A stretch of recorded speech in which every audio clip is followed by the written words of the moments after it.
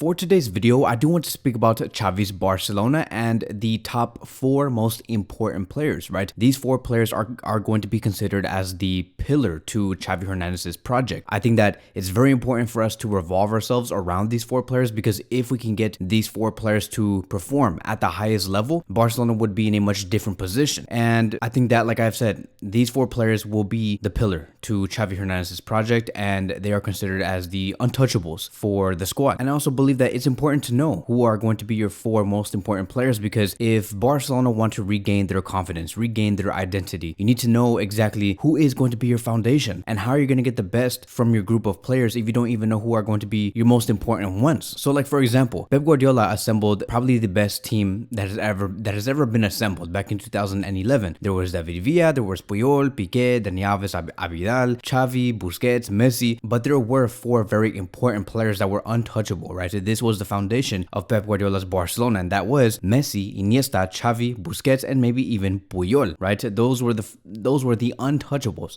and the pillars to Pep Guardiola's project back in 2011. Even with Luis Enrique back in 2014 or 2015, he had Messi, Suarez, Neymar, Busquets, and Ter Stegen. They were untouchables. You could not break them. Now, unfortunately, we couldn't keep those group of players for a very long time, for like at least 5 to 6 years, because Neymar left, and then eventually we had Luis Suarez leave, etc., etc. And now I do think that it is important to claim those 4 important players, because with the current team that we have right now, looking at how we have been performing, we don't really have those players that take up that extra stand, right? And say, okay, this is what I'm going to be doing. This is how we're going to be performing, and I'm going to be outperforming everybody here, because we need to have some sort of stand in our team. Players like Messi took a stand. Players like Xavi and Iniesta took a stand. When Barcelona were not playing well, they took a stand and they made Barcelona play well through a certain game. Busquets took a stand. Ter Stegen took a stand through his great goalkeeping, and it did inspire the players around him. And we do have the players that can do things like that. They have the quality. It's just a matter of, can they be supported fully, and can Xavi Hernandez put more importance to those group of players? And Messi recently did have an interview with Zidane, and he was speaking about the current Barcelona team, and this is what Messi said. Is very interesting. He said this, and I quote, "There is a lot of talented players, but many of them don't make it because it is not all about talent.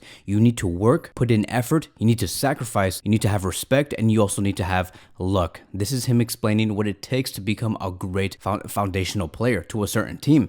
And the only players that I can think of in terms of having the luck, having the necessary sacrifice and the respect, and players that I know that would bring in a lot of effort and work, it is going to come down to these group of players in Barcelona: Araujo, Frenkie de Jong, Pedri, and Gavi, and nothing more. So when I heard Messi speak about what it takes to become a great player, and how he named that things like sacrifice, respect, luck, effort, and work is so much needed, that really reminded me of Araujo, Frenkie, Pedri, and Gavi. Now, it's unfortunate that right now with the current Barcelona team that we have, we don't really have attackers that can bring in those type of qualities. We can't really say, okay, this attacker here is going to be foundational. He is a pillar to Xavi's project. He's going to be here for the next 10 to 11 years. We can't really say that about a single attacker. But with players like Gavi, Pedri, Frenkie, who are in the middle of the pitch and are considered midfielders, and with Araujo, we can definitely say and safely say that these are players that are going to be here. These are going to be the players that will be here for a very long time, and they have the capability to perform at a very high level and take the step up, just like Messi did, just like Xavi did, just like Iniesta did, just like Busquets did, just like Luis Suarez did, just like Ter Stegen did. They all have the capability to do that. So I do want to run through a couple of players, because I know many of you guys do have questions about, like, what about Lewandowski, Koundé, and these other players. So let's start with Lewandowski. Lewandowski is 35 years old. I think that is already enough, right? It's already enough evidence to show to you guys why I don't put Lewandowski in this list. He's 35 years old, very short-term solution. He's not going to be here for another 4 to 5 years. I think that he'll be here for 1 more year, and that's basically it, which is why he's not considered as a pillar to Xavi Hernandez's project. Another player is Ferran Torres. Ferran Torres is a great player, still very young, but let me tell you, if Barcelona had the capacity and the ability to sign someone like Leao or Kylian Mbappe, Ferran Torres will leave the door so quick it won't even be funny. Just to give you guys perspective, if someone like Kimmich or someone like Kevin De Bruyne goes to Barcelona, we won't sit out Pedri or Gavi at all. Like, at all. No matter how great the other midfielders are, or like if Bellingham comes to Barcelona for whatever reason, Pedri and Gavi won't sit down. They just won't. They'll still be in the starting 11, because that is just how strong their position is. With Ferran Torres, it's just different. Like, Ferran Torres, he can be replaced very, very quick, which is why I don't put him on that list of untouchable important players.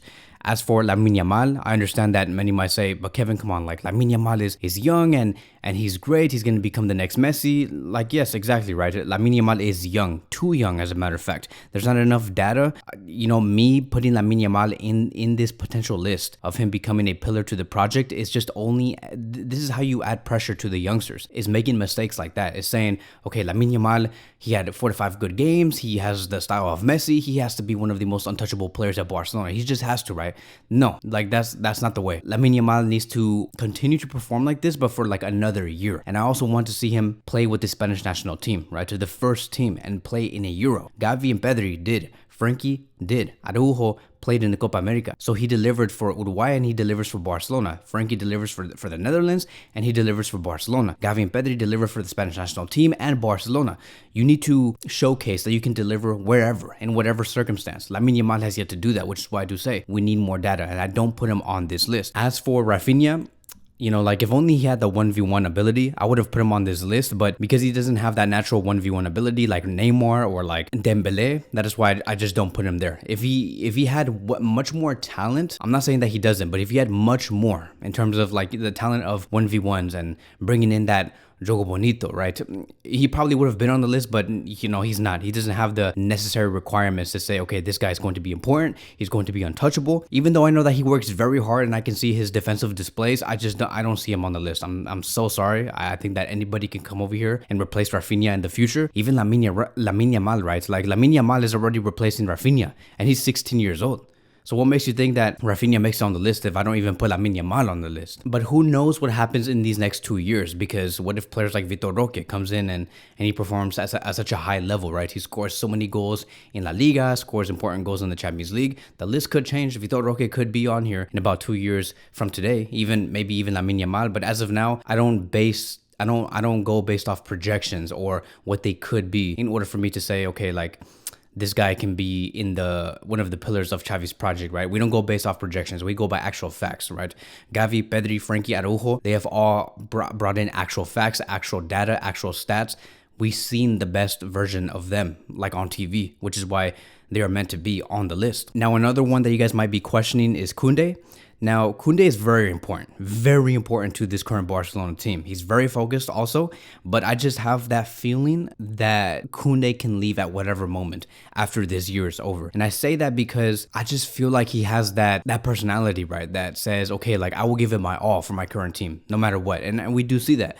But the moment a club comes into Koundé's camp and says, we're willing to give Koundé a better sporting project, a better money deal, we'll give him 15, 25 million euros a year, I feel like Koundé would go there, right? He's just that type of player. And I get that feeling from almost all Frenchmen. I get, like Dembele gives me that feeling. Players like Coleman gives me the feeling. Benzema gives me the feeling. Pogba gives me the feeling. He's not even going to be playing for the next 2 years, but a lot of those players will give me that feeling. Like, I just know how the Frenchmen maneuver through football, and Koundé is no different. Now, again, I'm not saying that Koundé does not play well. I'm saying that Koundé plays amazing. If anything, I put him in the top 5 best center backs in the world when he is on his best game and on his best level.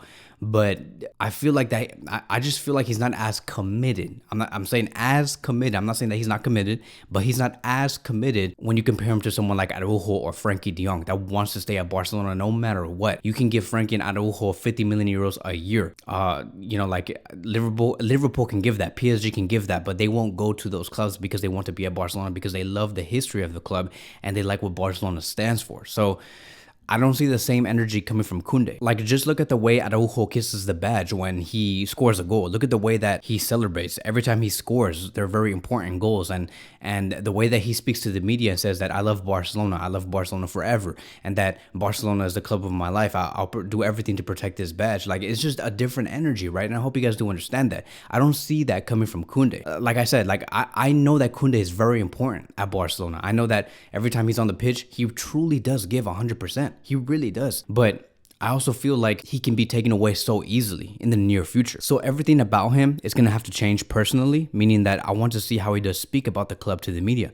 I want to see his body language. I want to see his actions on the pitch. What happens when he scores a very important goal for Barcelona and brings Barcelona to to first place in La Liga, for example? Is he going to be kissing the badge? Is he going to be saying, Barcelona is the club of my life, I'll give my all for Barcelona, I want to be here for the next 10 to 15 years? Like I want to see stuff like that coming from Koundé to make it very clear to us that he is 100% committed. Because right now, honestly, the only thing that we see coming from Koundé is like fashion pictures on Instagram, and that's it. Like the way that, like how he posts those pictures of him wearing like these suits and all this fashion stuff. I'm like, no, bro, like your head is in the wrong space right now. As for Gundogan is 33 years old, very similar to like Lewandowski. He's just simply too old to be considered as a pillar to Xavi Hernandez's project. There's really nothing more I can say about Gundogan. Gundogan is doing amazing right now.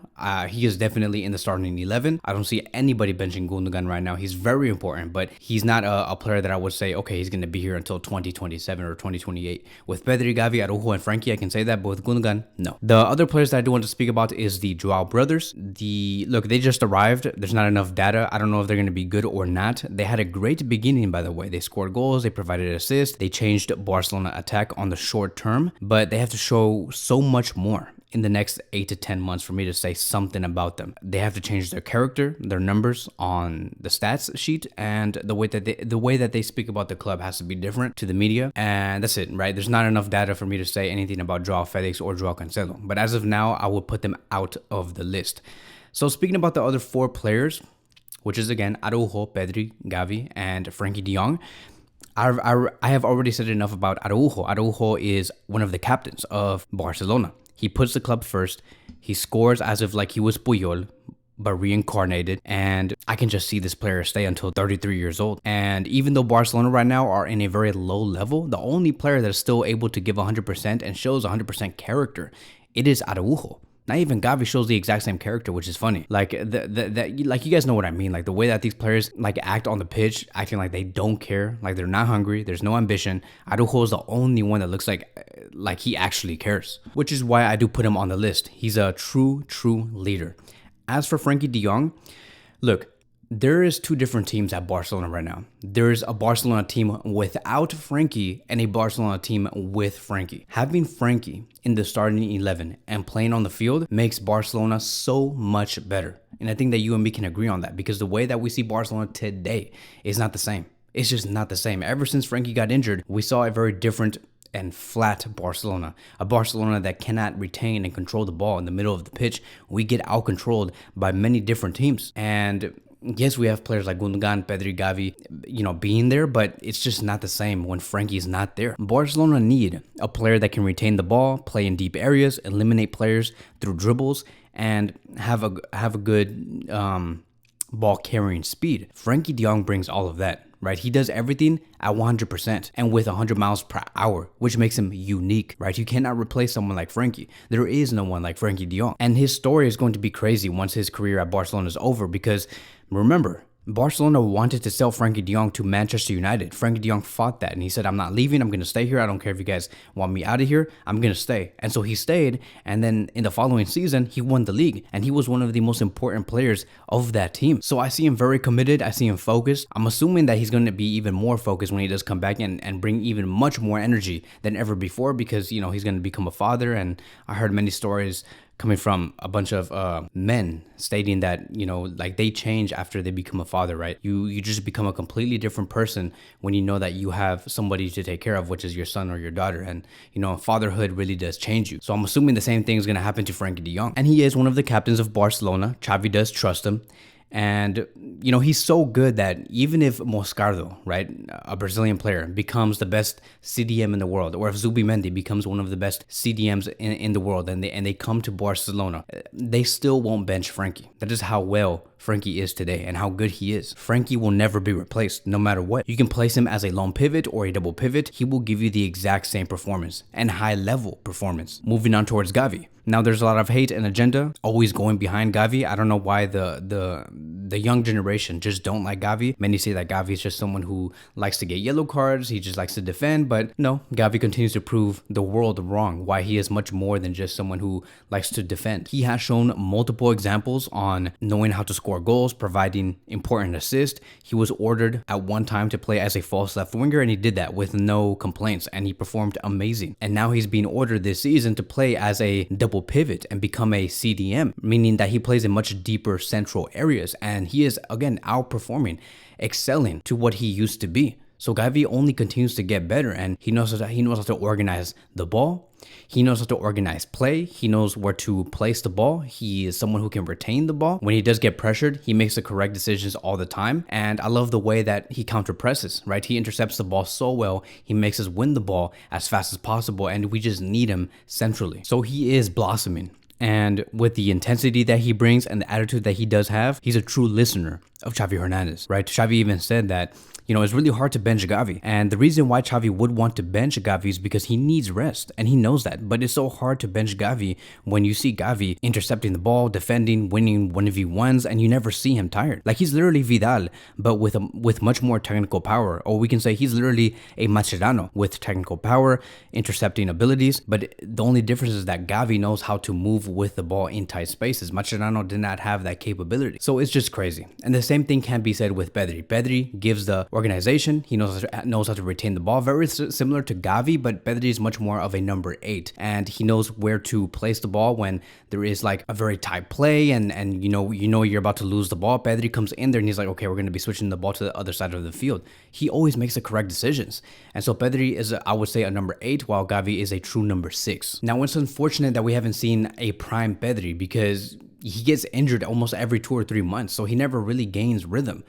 And so far, there was a stat that said that Pedri has missed 38% of the matches that he could have been available for under Xavi Hernandez. 38%. So Xavi has not been really able to rely on Pedri and his availability. And with Pedri, right, I know that he came from Las Palmas. He's not a La Masia player. He did not go through the academy, but I do see him very committed. I don't see him playing anywhere else. Yes, there are teams like City or Bayern that would love to have the player, but Pedri seems very in tune with the way that Barcelona move. I never see him complain. I never see him talk about anything that's going on in the dressing room. I never see anything. He's just there to do what Xavi orders him to do, and he does that. And so because Pedri really does resemble someone like Iniesta, and we have Gavi resembling someone like Xavi, I would say, I'm assuming that Xavi's probably talking to those two players, and he's saying, okay, look, I have been in your guys' positions before. You guys are replicating exactly what me and Iniesta used to do. So I feel like Xavi knows exactly where to place Pedri positionally so he can receive the ball as much as possible, because Xavi was probably saying, hey, look, I knew exactly where I wanted Iniesta to be, and you, Pedri, are going to have to be in the exact same positions because I know exactly where I would have needed you. And so that is it. That is going to be wrapping up today's video. Thank you guys so much for watching, and I will see you guys in the next one.